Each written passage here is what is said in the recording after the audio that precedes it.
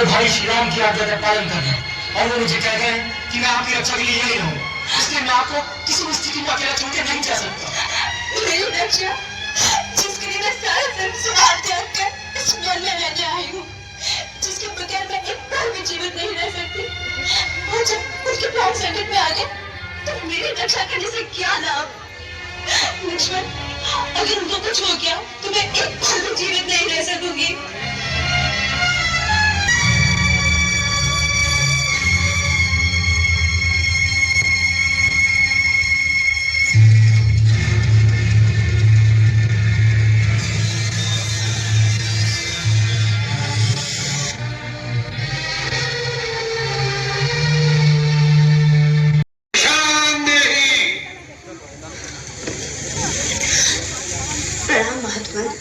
कल्याण देवी, हम बहुत दूर से आए हैं और भूखे हैं।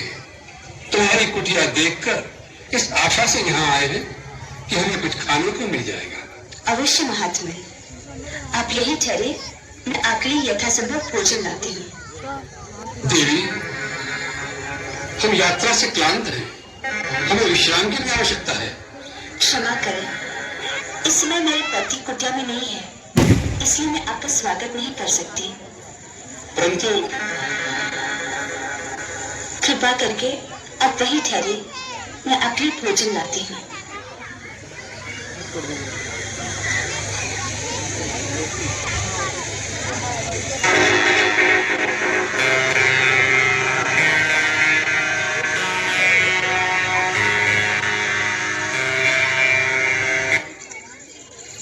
मुनिराज, मैं आपके लिए भोजन लाई हूँ, ये लीजिए।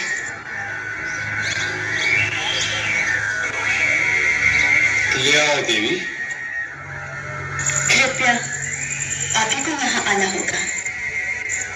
अब तो हमने आसन जमा लिया है, यात्रा से थके हुए हैं, बार बार उठा नहीं जाता। जो कुछ देना है यही ले। भगवान, मैं इस सीमा से बाहर नहीं आ सकती, आप ही को कष्ट करना होगा। देवी, तुमको यारी कन्या नहीं लगती। द्वार पर आया हुआ अतिथि भगवान का रूप होता है, और तुम हमारा तिरस्कार कर रही हो। नहीं अतिथि देवता, मेरे वहां न आने का कारण आपका तिरस्कार करना नहीं, वास्तव में मेरे देवर मेरी सुरक्षा के लिए एक सीमा की रेखा खींच गए हैं।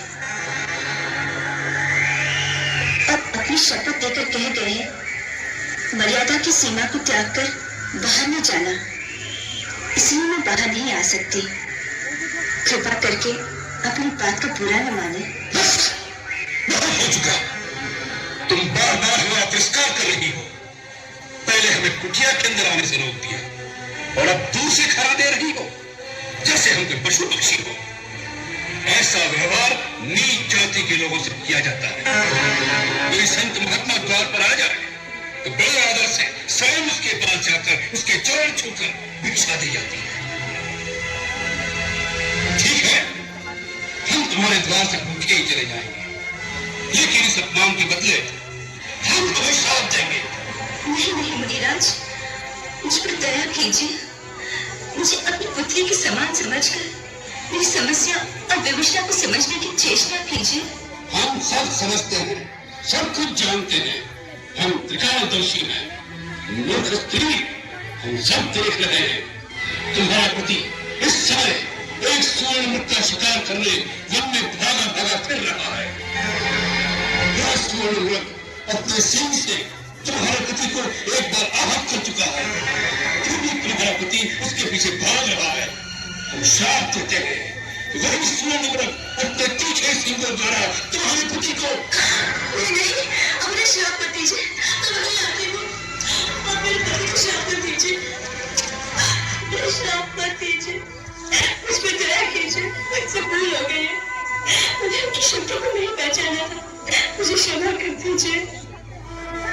जाओ कन्या, हमने तुम्हें क्षमा कर दिया। हम तुम जैसी सुंदर नारी के अश्रु नहीं देख सकते।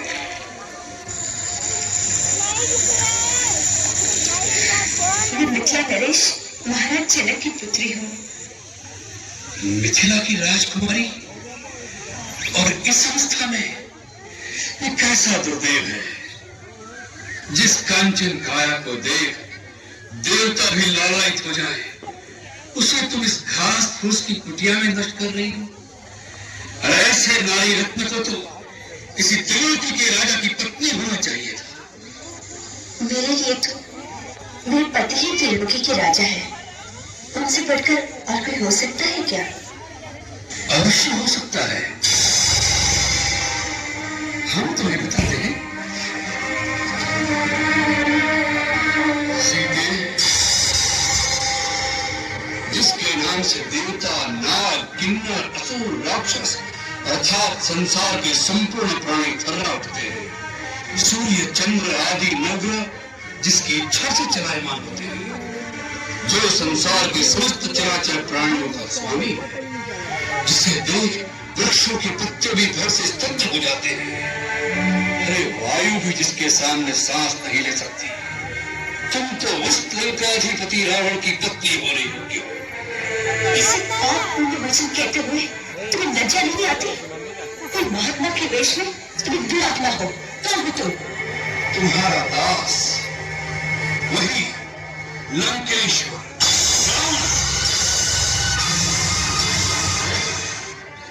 कैसे हमारे राजमहल में 5000 स्त्रियां पटलानी की भांति तुम्हारी सेवा करेंगी। धूर्त, तुमने ये कैसे सोच लिया कि तुम अपने वैभव का बखान करोगे और सीता तुम्हारे साथ चल देगी? तुम इसी समय यहाँ से चले जाओ, नहीं तो मेरे पति एक ही बार में तुम्हारी लंका सब जला के भस्म कर देगी। तुम जिस पति का मान करती हो, वह तो धरती पर रेंगने वाला एक मानव मात्र है। हम जिन राक्षसों के राजा हैं, वह तो इन मानवों को फल मूल की भांति अपना आहार समझते हैं। तुम हम लोगों की शक्ति को नहीं जानती। जानती हूँ। खर और दूषण भी तुम्हारे ही भाई थे ना, जिन्हें रघुवर ने आन की आन में समाप्त कर दिया था। तुम्हारा ये साहस एक गिदड़ होकर सिंघनी की कामना कर रहे हो। तुम्हारा अंत समय आ गया है। यदि प्राण प्यारे हो तो अभी समय है, चला जाए यहाँ से। तुम्हारा ऐसा अपमान करने का साहस आज तक किसी ने नहीं किया। इसका परिणाम जानती हो? और एक पतिव्रता सती की ओर ऐसी कुदृष्टि डालने की मूर्खता भी किसी ने नहीं की होगी। इसका परिणाम जानते हो? तेरा ही नहीं, तेरे सारी कुल का सर्वनाश हो जाएगा। मूर्ख, हट जा मेरे सामने से। फिर से उसे देखा करने जाना चाहती है।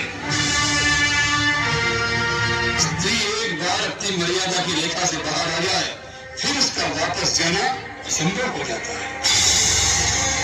सीते, अब तुम्हें रावण के हाथों कोई नहीं बचा सकता। इसलिए चुपचाप अपनी सम्मति से मेरे साथ चलो।